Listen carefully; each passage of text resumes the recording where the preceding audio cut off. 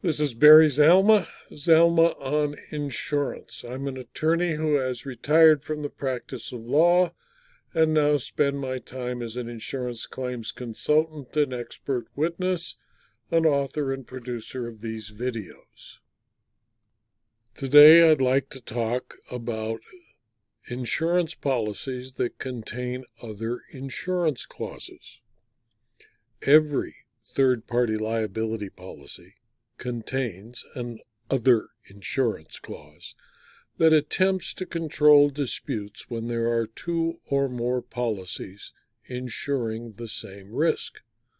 The term other insurance is used in a special sense in insurance contracts. It describes the situation where two or more policies of insurance cover the same risk in the name of or for the benefit of the same person. Difficulties, of course, arise when the two or more policies have other insurance clauses that conflict with each other. There are generally three types of other insurance clauses. First, the prorata other insurance clause, which states that the insurer seeks to limit its liability to the proportion that its policy limits bear to the total coverage available to the insured. The excess-only clause, which provides that if there is other valid and collectible insurance, the insurer is liable only to the extent that the loss exceeds such other insurance. And then there is the escape clause. And under an escape other insurance clause, the existence of other valid and collectible insurance extinguishes the insurer's liability to the extent of such other insurance. In many states, it is a type of crime of insurance fraud to present the same claim to two different insurers. The need for other insurance clauses arose when it was found that people would have more than one insurance policy covering the same risk by error, accident, or incompetence, rather than as a part of an attempt to defraud the insurer. How the other insurance clause affects the insured is of primary importance to the insurance claims adjuster and the lawyer representing an insured or insurer where there is more than one policy covering the same risk. The resolution of these conflicts has been the subject of a great deal of dispute and litigation between insurers, where each tries to impose the obligation to defend and indemnify the insured on the other insurer.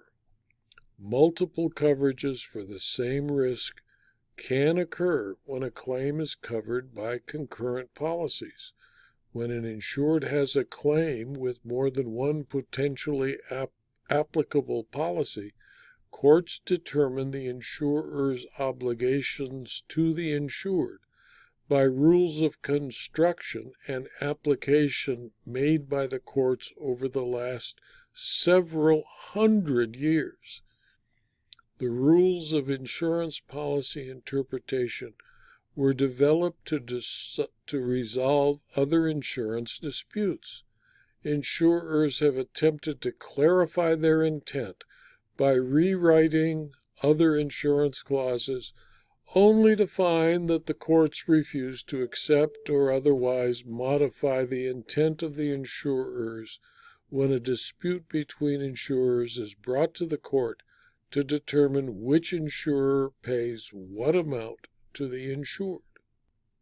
The rights and obligations of co-insurers depend usually on the specific language of the insurance contracts as long as they do not conflict. The general rule when multiple policies share the same risk but have other inconsistent other insurance clauses is to prorate according to the policy limits. Courts in other jurisdictions have taken different approaches. Most prominent among the alternatives is an allocation based upon time on the risk, that is, the number of years an insurer covered a continuous loss. Other insurance clauses have been known to convert what the insurer and insured brought into existence as a primary policy into an excess policy. Insurance purchased as primary coverage must respond to a covered claim before policies purchased as secondary coverage. This obligation exists regardless of the presence of other insurance clauses in the primary policies. Overlapping coverage for the same risk under concurrent policies are often found in three different contexts. First, by design. This may occur if, for example, the insured purchases a general umbrella catastrophe policy with specifically scheduled underlying coverages, and also purchased multi-layered excess coverage over specifically scheduled primary or agreements to self-insured.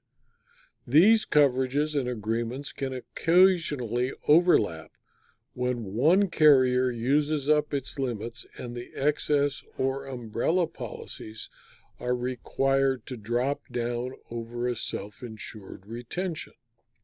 Second, by coincidence.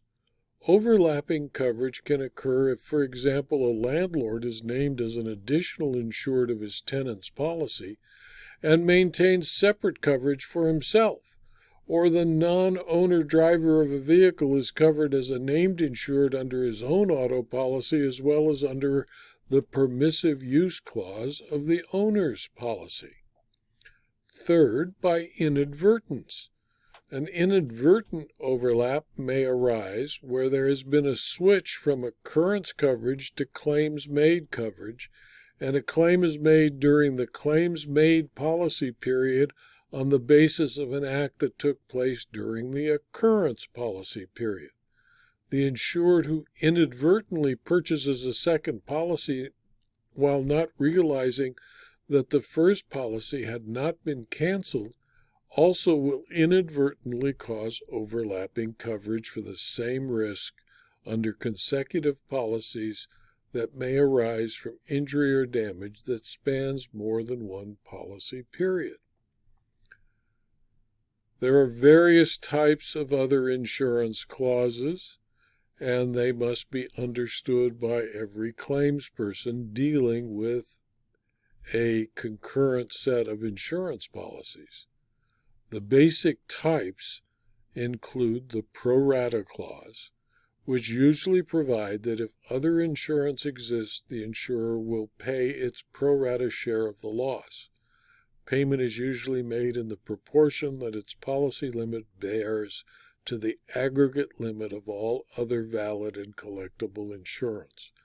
The Prorata Clause typically provides that, quote, if the insured has other insurance against liability or loss covered by this policy, the company shall not be liable for a greater proportion of such liability or loss than the applicable limit of liability bears to the total applicable limit of liability of all collectible insurance against such liability or loss.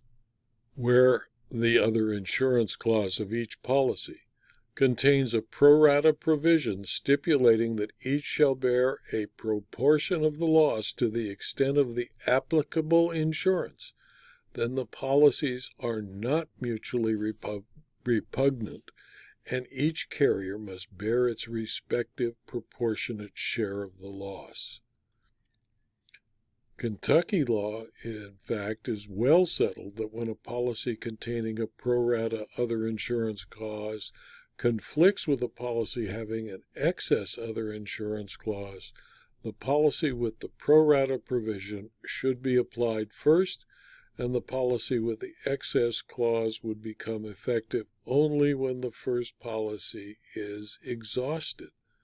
In Maryland, the courts apply a pro rata rule first stated in Mayor and City Council of Baltimore versus Utica Mutual, where claims for bodily injury resulting from exposure to asbestos fibers are subject to an aggregate limit by reason of the completed operations provision of the insurance policies recently applied by the Fourth Circuit in an asbestos-related case.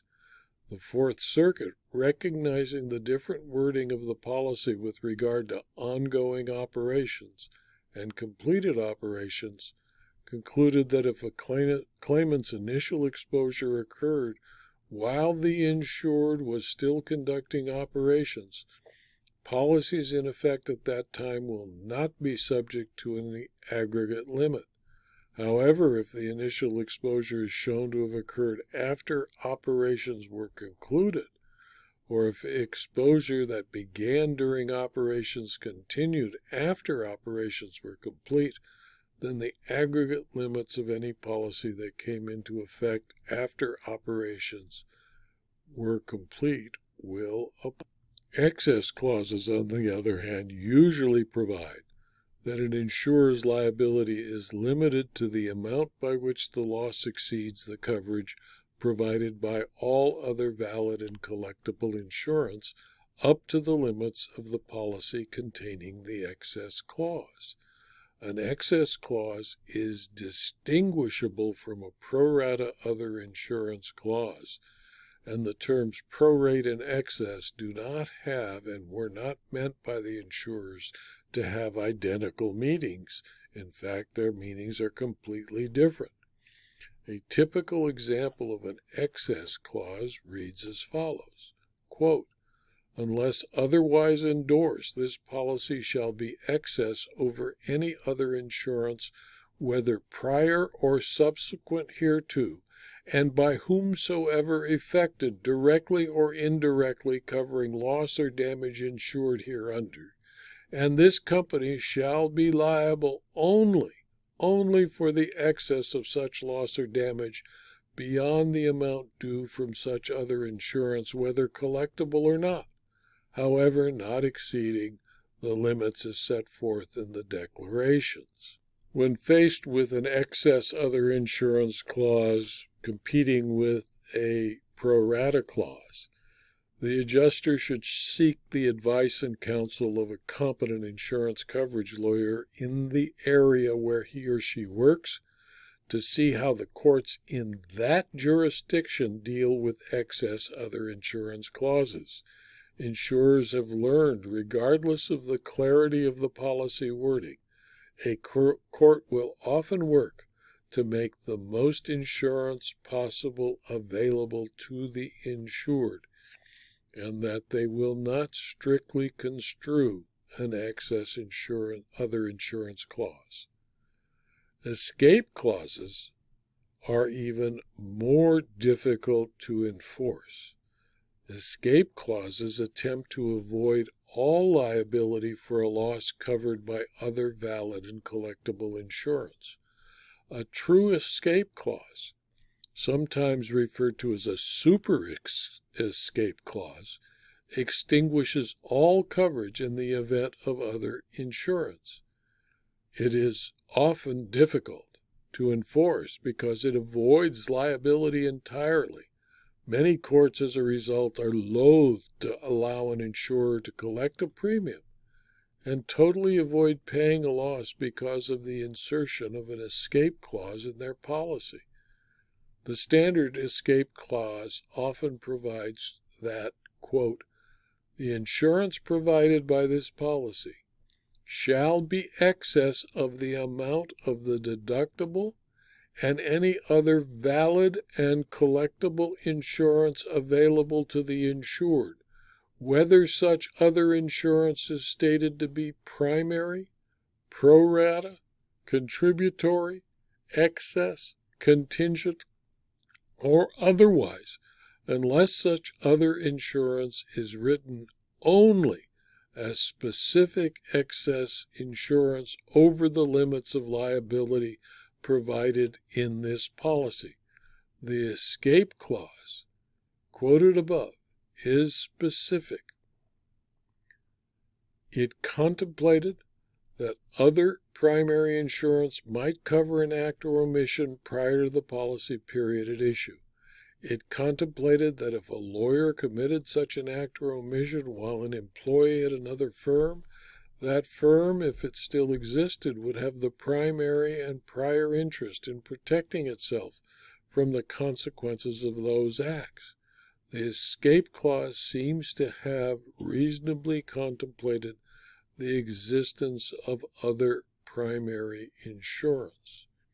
One variation of the standard escape clause is a contingent escape clause, which seeks to avoid coverage only to the extent of the available coverage. In California, escape clauses came to be so named because they permitted insurer to make a seemingly ironclad guarantee of coverage, only to withdraw that coverage and thus escape liability in the presence of other insurance. This video was adapted from my book, Zelma on Insurance Claims, Part 102, Second Edition, which is available from Amazon.com as both a Kindle book and as a paperback. If you found this video to be of use to you or your colleagues, please convey it to your colleagues. It's free. And please subscribe to my YouTube channel, my Rumble channel, and my blog so that you can learn of future videos and blog postings. Thank you for your attention.